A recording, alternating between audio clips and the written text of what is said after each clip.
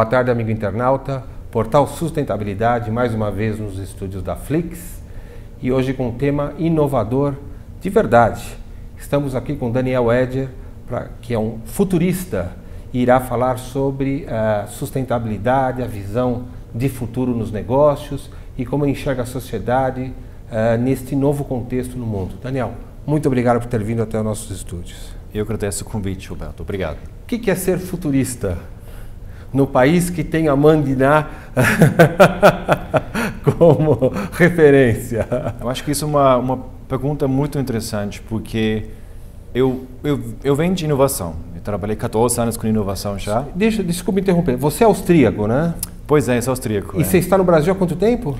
Eu estou aqui no Brasil, preciso pensar, porque isso é uma pergunta bem... 11 anos, quase 12 anos quase. Tá bom, ok, vamos lá. E como eu venho de inovação, minha perspectiva é de ver as coisas em formas diferentes, questionar e de uma forma mais sistêmica também, olhar as partes da sociedade. E praticando muito esses projetos, eu percebi que o futuro ele é uma das grandes fontes que nós precisamos considerar no planejamento, considerar na perspectiva como atuamos, porque ela é muito de incerteza e o que nós queremos fazer, queremos sempre preparar. Por exemplo, olha para nós somos pessoas que procuram sempre se melhorar, sempre de mudar. Então, até você olha no Google, a palavra futuro é muito mais procurado que estratégia. E isso por pessoas como nós, que carreira, onde vamos morar, o que vamos fazer, em que país vamos morar, quem vamos casar, quem serão nossos filhos. Então, esse futuro já é muito existente na nossa sociedade. E eu sempre, desde pequeno, adorei o futuro, nesse caso mais ficção social e tecnológico. E agora, nos últimos 4, 5 anos, eu decidi que explorar mais essa fonte de inspiracional e de perspectivas do futuro e conectar isso praticamente com hoje. Significa trabalhar hoje para influenciar o futuro. Sim. Então, por isso me torno futurista, porque é muito rico, nós estamos cada vez mais com a percepção que as coisas estão mudando com uma agilidade enorme e por isso o futuro traz a possibilidade de se preparar, até um pouquinho antecipar, influenciar essas incertezas que possam existir. Ou seja, a sustentabilidade, então, nesse conceito tem tudo a ver, né? A sustentabilidade acho que tem uma gama grande de interpretações. Na minha perspectiva, a sustentabilidade significa opções, ter opções. Então, eu sou uma pessoa que viveja muitas coisas na minha vida, também com minha idade, que parece mais jovem. E quantos anos você tem? Eu tenho 37 anos. 37. Pois é. E quando eu vi que uma das tendências dos últimos anos era meninas e meninos que se cotaram porque eles estavam depressivos, se provando para uma sociedade que eles sentem-se pressionados, que eles não têm tantas opções. Eu falei, por que não ter uma opção é uma perspectiva interessante para a sustentabilidade? Então, empresas precisam de opções. Eles precisam ter alternativas, opções de agir, opções de se posicionar, opções de se diferenciar. E acho que sustentabilidade, numa perspectiva muito mais ampla que ecoeficiência, significa trabalhar com as opções e, por exemplo, opções hoje na sustentabilidade é representado através de pessoas deficientes que nós vamos integrar com novas perspectivas, opções, dar opções para elas. Com ecoeficiência significa reduzir os recursos de uma forma positiva, que nós vamos ter outras opções para outras pessoas utilizam esses recursos também.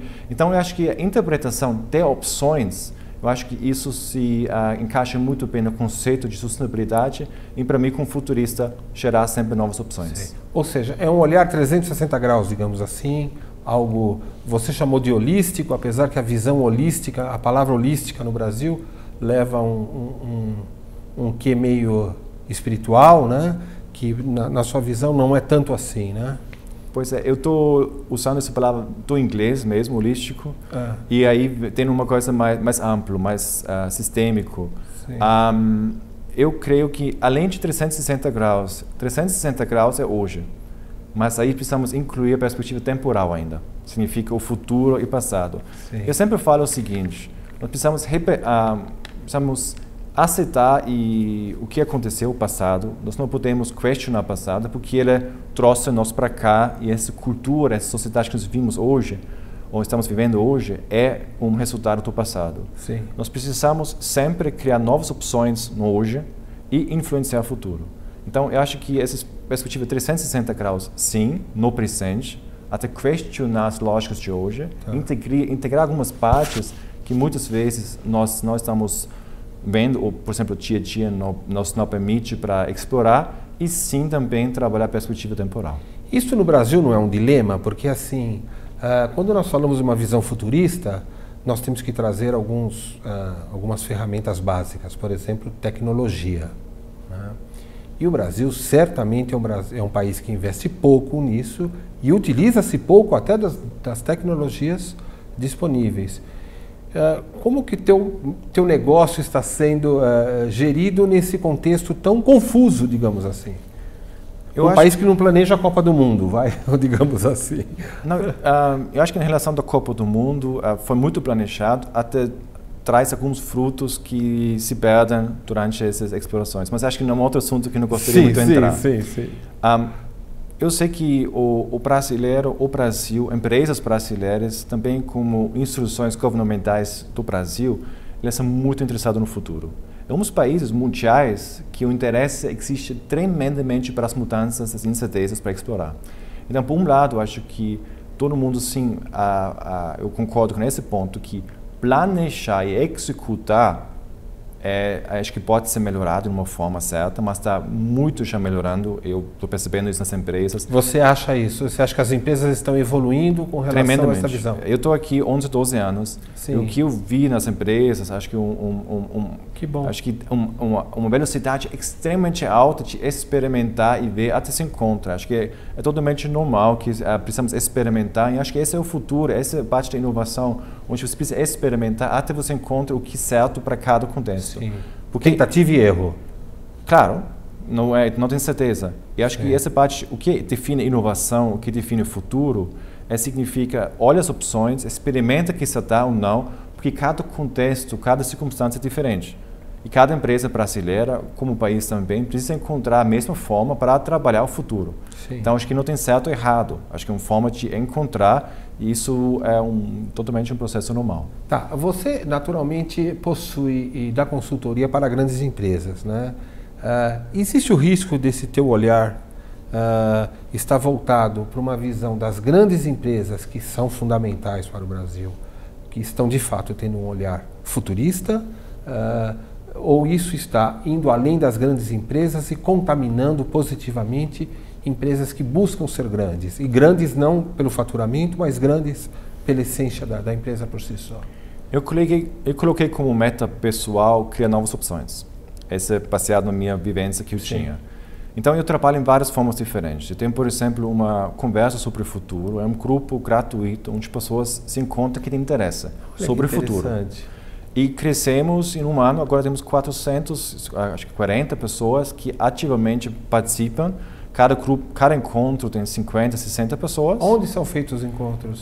Nós fechamos a parceria com a ANP Morumbi para 2014 e fica na Avenida Paulista e sempre se organizamos no Meetup. E nós conseguimos ver que tem grande interesse de pessoas. Pessoas idosas, isso eu queria saber, o perfil é dinâmico? Não tem executivos, tem pessoas de estudantes, tem diretores, pessoas que vêm de Recife para participar. Você consegue ver que o interesse existe. No mesmo tempo, nas grandes empresas, claramente, eles entram num processo mais complexo para trabalhar o futuro, também porque o ambiente deles é mais complexo. Sim. Mas também atuam nas instituições governamentais, no sistema esse. Você consegue perceber que até essas instituições que sempre, nós estamos superestimando isso, o governo brasileiro, ele sempre está muito interessado em inovação, em projetos de inovação e de mudanças. Até tem fortemente interesse aqui, e nós estamos trabalhando aqui também. Então, você consegue ver que desde grandes, pequenas, pessoas que têm simplesmente interesse se encontram, até instituições governamentais se interessam no futuro. Por quê? Porque a necessidade para encontrar alguns caminhos novos para essas incertezas que nós estamos percebendo está aumentando. As pessoas falam, mas o que eu faço? eu agora como pessoa, por exemplo, em alguns encontros, tínhamos pessoas mais idosas, de 70 anos ou mais, o tema era a sociedade brasileira mais envelhecida. Sim. E foi super interessante, as pessoas se emocionaram diretamente, perceberam que tem opções, mas é difícil. Os jovens, estudantes de 20 e um pouquinho anos também entenderam que nós estamos indo para uma sociedade, daqui em 2020, teremos uma sociedade de 60 milhões brasileiros acima de 45, tá? Sim, nós teremos a nossa parcela maior será de pessoas na terceira idade, né? Isso, eu nem sei se é mais terceira idade. Sim, mas próximo da terceira idade. Porque eu falo 45 anos, porque pela Organização Mundial de Saúde, acima de 45 anos já estamos declarados como idosos sociais. Estamos entrando em crise, nós estamos com alguns problemas de saúde, mandar currículos cada vez mais complicado. Sim. Então, imagina no Brasil, 60 milhões de brasileiros em 2020, em cima de 45 anos. Será que nós temos ainda essa perspectiva de, vamos dizer, a caixa de idosos, estacionamento para idoso? Sim. O que significa idoso? Sim. Como é um conceito muito amplo, né? Muito completamente. Muito amplo, precisa, né? integrar economicamente, se não funciona mais, etc, etc. E as pessoas nessa conversa se identificaram com isso e ficaram. Até uma senhora, ela agora se tornou quase futurista, pesquisando tudo com 70 anos. Então, respondendo a sua pergunta, grandes empresas, como as pessoas, como instituições governamentais, o interesse existe e cada vez mais está disseminando isso para um planejamento melhor. Certo. Isso implica que a inovação passa a ser, então, uma ferramenta fundamental para valorizar a própria empresa, né? Quer dizer, ela agrega um novo valor quando ela possui inovação. É mais fácil inovar reconstruindo a empresa, né? Criando uma nova empresa, como Bill Gates, que saiu de onde estava e foi criar a empresa dele, ou é melhor você pegar a sua própria empresa com seus vícios e tentar recriá-la com uma forma inovadora? Como é que você enxerga esse panorama aí? Você está me desafiando mesmo. Então, acho que, primeiramente, eu não gostaria de separar. Eu não gostaria de separar a estratégia da inovação nem a inovação do futuro. Claramente, são três conceitos diferentes, mas o grande benefício se gera quando se conecta os três. O futuro para dar novas perspectivas, dar um norte estratégico mais claro, inovação para criar novas opções, resolver problemas e a estratégia para executá-las. Então, acho que é um conceito fechado os três. Se você me está perguntando como uma empresa deveria trabalhar, eu creio que é mais fácil, e nós estamos percebendo isso hoje já no mundo de grandes organizações, que eles se vinculam com empreendedorismo ou estruturas mais terceirizadas, onde eles podem criar algo com velocidade diferente, com cultura diferente, e depois, caso necessário, integrá-las na organização. Eu acho que esse conceito que nós precisamos mudar a empresa, nós precisamos transformar todas as pessoas para inovadores, acho que é um conceito idealista, eu acho que é menos prático, porque a rotatividade das pessoas é alta. E se perde essa transformação que se iniciou com um ou outro funcionário que às vezes vai embora e leva isso embora. E mais chave ainda, se você transforma todo mundo para uma pessoa inovadora, quem vai tocar a empresa? Sim. Quem vai executar os processos? Quem vai gerenciar? Sim. Quem vai pôr o pé no chão, né? Olhando o presente. Exatamente. Eu acho que nós não podemos tornar nem extremo num lado. Não todo mundo é operacional, não todo mundo é inovador, não todo mundo é comercial, não todo mundo é estratégico. Sim. Nós podemos entender os talentos, juntá-las e criar uma coisa mais de execução melhor para o futuro. Existe alguma empresa que você poderia citar como um bom exemplo que utilizou a inovação para transformar a empresa? Se você não ficar muito confortável por ser algum cliente seu, quer dizer, da nossa parte não tem nada contra que você cite, você pode citar no exterior alguma empresa, cite algum caso ou produto que seja, digamos, parâmetro para essa situação. Olha, o cara recriou. Eu acho que, eu não sei se vou entrar em um exemplo específico, eu gostaria de generalizar um pouquinho. Por quê? Porque as empresas que, em geral, se criam uma nova inovação, se reposicionam, isso só é válido por 5, 6 ou 7 anos. E agora quando você me pergunta, mas que empresa agora se tornou uma nova caixa de sucesso, o grande problema é ela talvez por 3 ou 4 anos, então não mais não.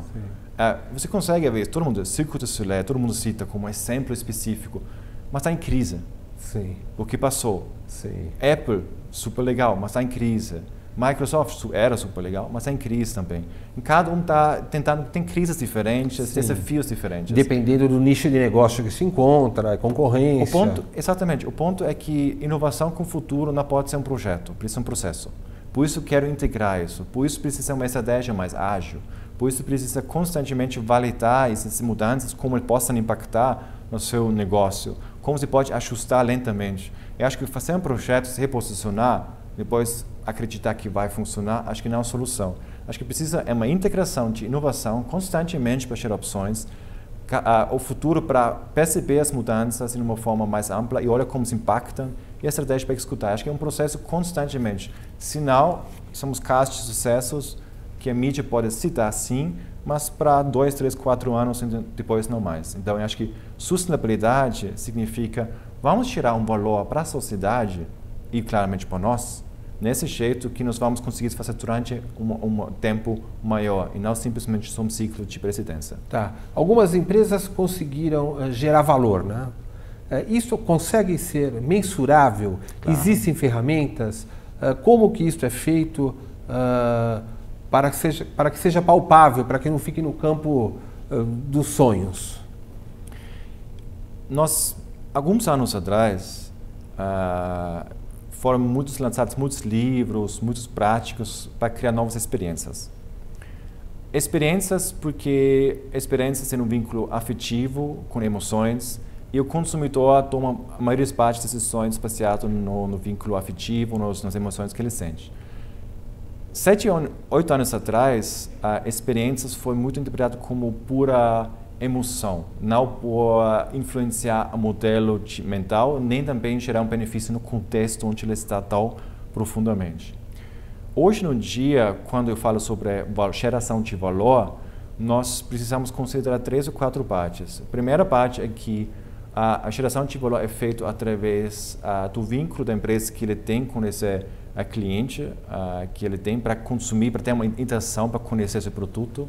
O segundo ponto é uma plataforma que precisa, que um serviço ou um produto que eles têm. E o terceiro ponto são as experiências. Você consegue mensurar todas as 3 partes.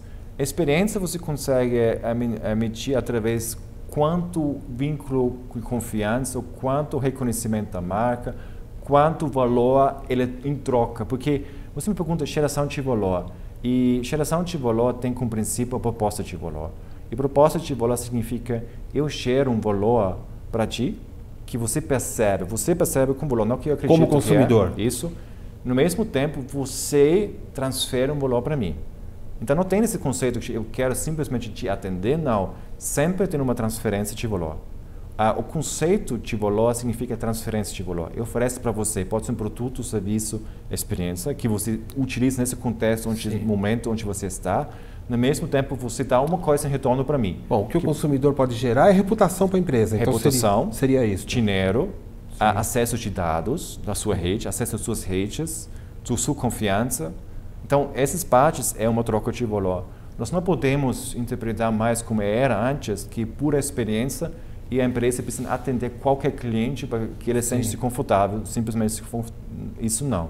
Você precisa de uma troca de valor e a proposta de valor é definida por isso. Então isso vai obrigar as empresas a serem transparentes, né? Porque se terá que ter uma troca disso, o consumidor vai querer saber se a empresa está tendo um comportamento adequado na subcontratação, se tem trabalho escravo, se não tem, as suas fontes de energia, se são limpas, tal. Porque se haverá esta troca, será de um consumidor com uma formação que obrigará a empresa a ter um comportamento diferenciado. Você concorda? Essa faz parte do primeiro contato que você tem com seu cliente. Por exemplo, a core ideology, ideologia básica da sua empresa, ela precisa representar um vínculo qualquer seja com esse cliente. Pode ser, por exemplo, esses exemplos que você citou, mas pode ser simplesmente também um nível de status, um sentimento de status, ou um sentimento de integração, qualquer seja. Tem vários conceitos. Eu acho que isso, voltando para a sustentabilidade, cada empresa precisa ver a sustentabilidade de uma forma diferente, baseado no ecossistema onde vive. Algumas focam mais na transparência porque é mais fácil, também gera mais valor. Sim. Precisa gerar um valor. Sim. Pura sustentabilidade, por sustentabilidade, pragmaticamente falando, ninguém faz. Umas pessoas se preocupam mais com o social, então eles têm integração mais eficientes. Outras pessoas se preocupam mais com o ambiente, como posicionamento, se integram mais com outras comunidades ou com esses elementos diferentes que sustentabilidade e ecoeficiência. Eu acho que o mais importante a questão na inovação e no futuro e que você citou é primeiro, quem sou eu? Qual é a minha originalidade como empresa? Qual é o meu posicionamento que eu gostaria de ter no futuro? E aí, quais conceitos eu posso adaptar agregar, ou implementar na perspectiva de sustentabilidade? Acho que colocar todo mundo para fazer tudo, acho que é uma forma muito simplista e acho que as empresas precisam primeiro se conhecer. O que eu quero? Quero também ideias pequenas, grandes. Que futuro que eu quero? Um futuro de 5 anos, 10, 20? Todas são opções totalmente corretas. Não tem uma coisa de julgativo, é ruim ou bom. Sim. Cada contexto é diferente, cada velocidade de negócio é diferente.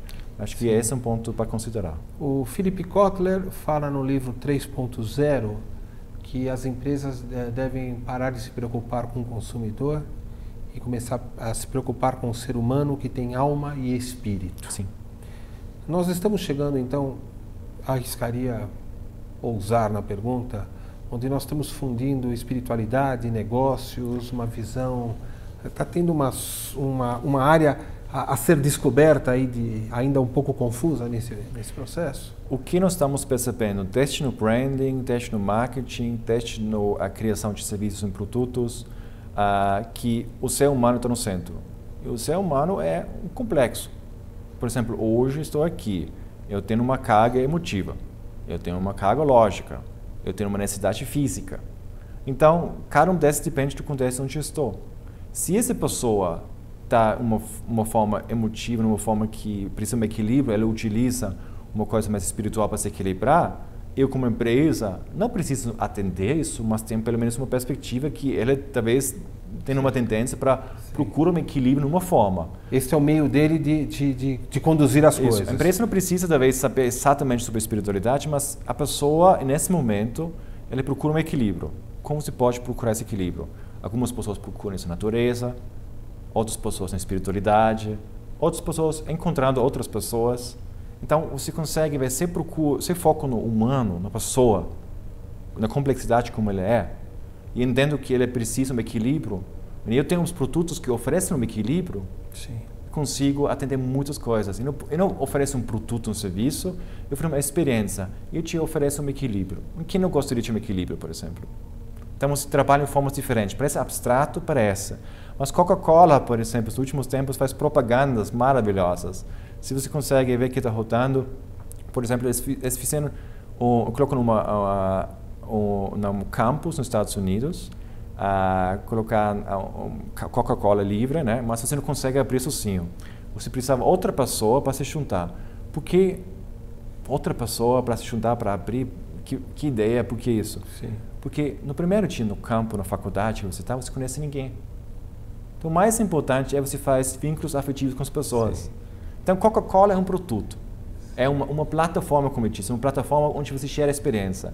A experiência significa que Coca-Cola te compreenda, te ajuda a facilitar seu primeiro dia na faculdade. E você sempre vai lembrar isso. Puxa, lembra daqui 10 anos atrás? Vamos tomar uma Coca-Cola junto, te conhecer aonde e tal. E essa que eu estou falando, que não é falando do produto da Coca-Cola nesse caso, mas sim a experiência que você gera, o contexto. E isso está acontecendo no branding, na marca, na inovação, contexto também nos aplicativos. Contexto é chave. Entender onde você usa e como você usa, seja cada vez mais crítico e também essa parte emotiva. Porque que eu estou sentindo nesse momento, no primeiro dia na faculdade? Por que eu não falo com ninguém? Como posso quebrar isso? Então, equilibrar as partes. E por isso, precisamos trabalhar de uma forma mais ampla. Abrangente. Porque nós somos complexos. E o futuro e inovação trabalham com certa forma de complexidade. Você poderia dizer que o modelo, então, de inovação estando interligado com a cultura de um povo, nós temos um modelo de inovação norte-americano, europeu e brasileiro. Né? Eu acho, talvez esteja equivocado, que o modelo brasileiro da inovação ele sofre um processo de necessidade decorrendo da superação. Eu tenho tantos dilemas para superar que através das dificuldades eu inovo. Já nos Estados Unidos é através do investimento em tecnologia e o desafio de utilizar a tecnologia. Estou equivocado nesta visão? Como é que você enxerga isto? Como é que o europeu, por exemplo, já que você é austríaco, enxerga isto? Eu acho que inovação por si, em qualquer cultura, é resolução de problemas.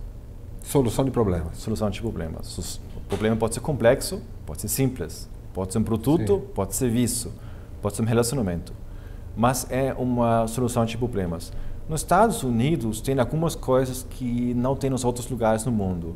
Eles têm, mas de uma forma diferente. Eles têm alguns núcleos que recebem um financiamento e também uma reputação tão forte que conseguem experimentar cada vez mais influenciando. Sem risco de errar. Mas né? isso não é, mas são núcleos específicos. As empresas também, para as empresas americanas ou norte-americanas, como as europeias, é solução de problema. Eu estou participando de um projeto agora na Alemanha e a solução de problema é o seguinte: como se pode aumentar o bem-estar do porco?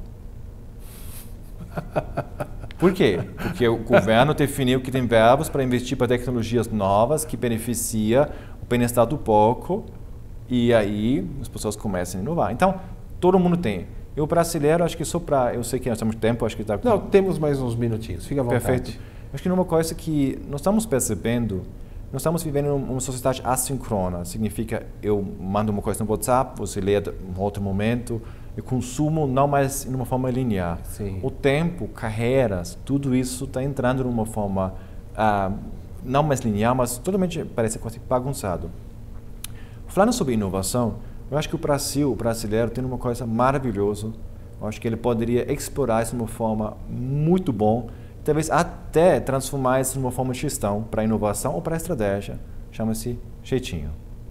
O jeitinho, deixando essa parte negativa fora, sim, ele oferece uma coisa de eu conecto elementos e essa sociedade hoje e do futuro é não mais linear, então eu preciso dessa velocidade de conectar e me virar.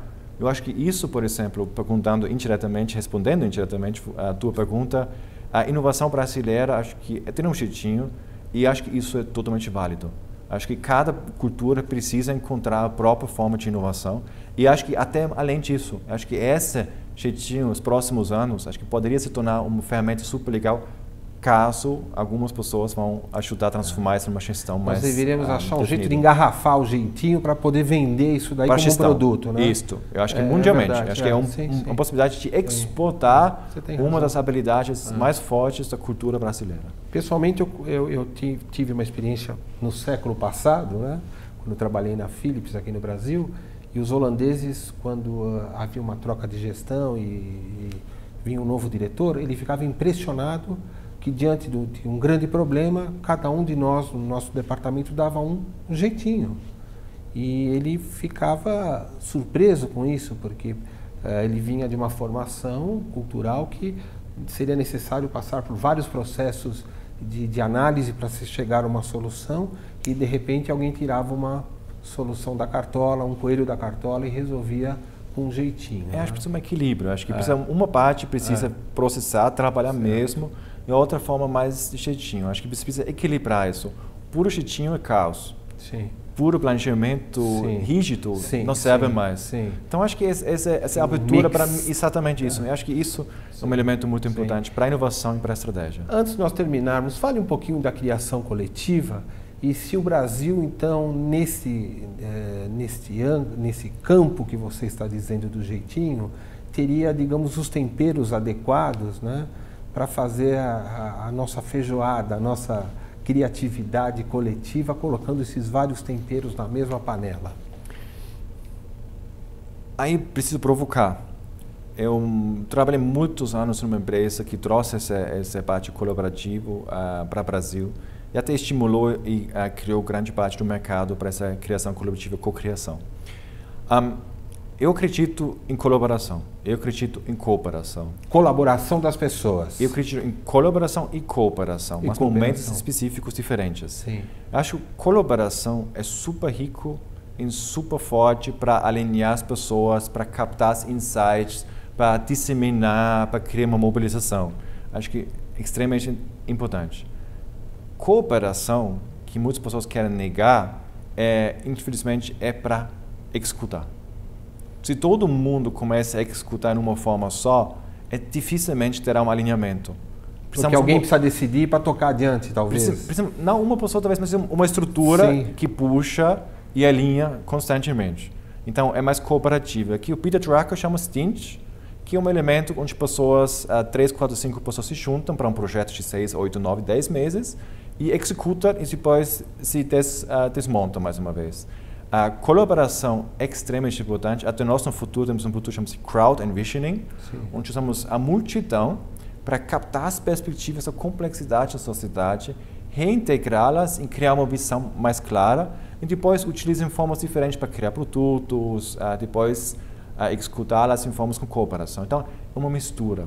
Você não pode falar pura colaboração porque simplesmente colaborar não é necessariamente a solução. E tem pessoas diferentes. Eu, como europeu, eu gosto de colaborar, mas eu gosto do tempo individual antes para me preparar, para pensar, para me perder, e depois trago os elementos. Eu não consigo, por exemplo, trabalhar só colaborativamente. De manhã eu entro, só no grupo e depois saio. Acho que isso precisamos equilibrar também.